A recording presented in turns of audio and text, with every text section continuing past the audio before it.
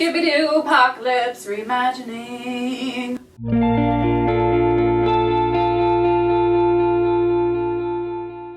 We read Scooby Doo Apocalypse 1 and 2. I thought it was written very well. The characters are pretty well developed for the first two issues. In terms of writing, I thought it was actually pretty good, considering there are 4 people speaking, and in other comics that I read, it's usually just 2 people in a dialogue, and it wasn't that confusing.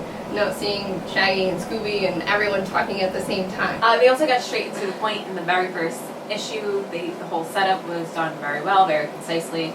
Art-wise, I know you really like the art, but I'm a little iffy about the art because I thought I actually read these twice, and the second time I was noticing, maybe because I was just overanalyzing it, but I felt like it was inconsistent. Some of the lines were more bold on other pages than others, and some pages were softer. It could have been, I think it's because some scenes were more serious than others. I felt like the second issue was very detailed, and they didn't really let any detail go by. It felt like there were so many people involved, and maybe that was the issue. Yeah, I feel like this is being written to be made into a movie. It really should be a movie. Because all the different elements, they really didn't let any detail go by with, just one person working on color, one person working on font, one person working on, dialogue, another one working on the story. That's true. So I feel like we could probably look forward to a movie. Hopefully. Because the plot, it's very thick. When you go back to the cartoons or in the movies, it's always very very lighthearted. No one dies. It's always like some guy in a mask, which is what really annoyed me about the cartoons when I was little. The plot is definitely a huge upgrade from the cartoons, and like you were saying, it's no one died, and then no spoilers, but in Scooby Doo Apocalypse, it's just modernized completely. There's definitely a lot more adult conflict. It's not just like, oh my god, we're scared. Yeah. It's like, oh my god, we're gonna die. But overall, the modernization with the characters is also something really awesome. I think Shaggy is a really cool character.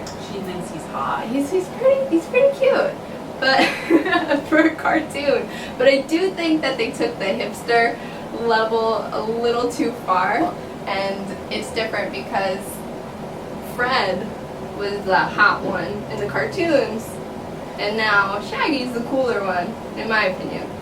Yeah, Shaggy was always, I feel like he was always screwing things up. Daphne's character is also a completely different upgrade from the original Daphne. Very headstrong. Hell yeah. And she's badass. You could see how Daphne and Thelma, they're button heads like 2 leaves do. Oh yeah.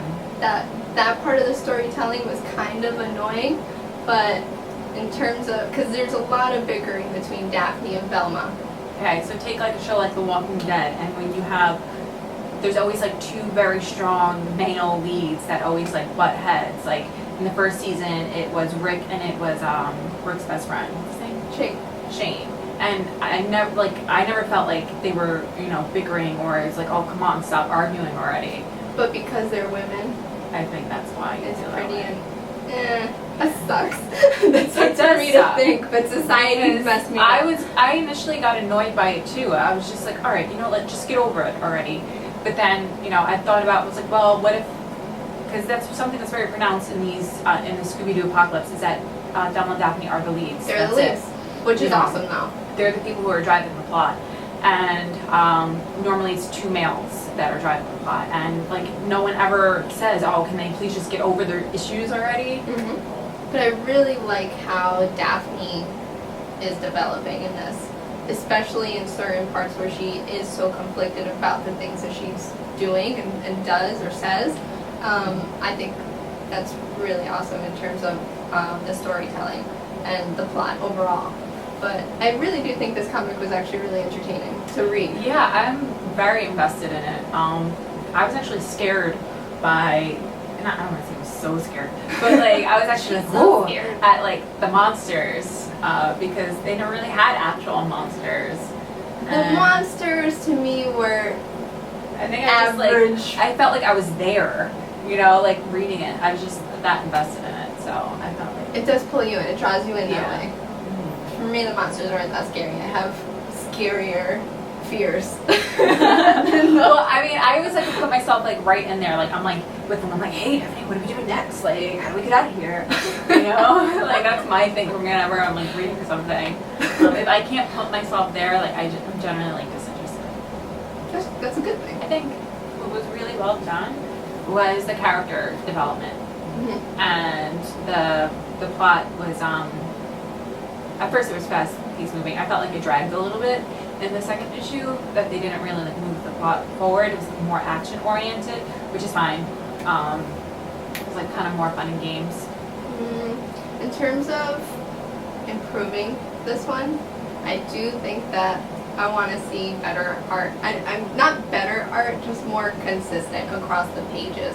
I'm gonna give Scooby Doo Apocalypse 1 and 2 a 6 out of 8 pizza slices.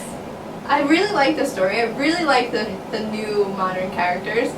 I do like the art. I know that it's probably gonna be the same forever, but I can live with it because the story is so good. But what would you rate it? The story is really good. You're pretty stingy with your pizza slices. I am stingy. I wanna eat them. It's 7 out of. And I'm being generous? No, you're being generous for you. Oh yeah, you're right. We're gonna continue reading Scooby Doo Apocalypse. It's awesome. And you tell us what you guys think about it. And comment below.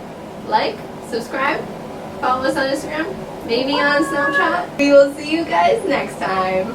Bye!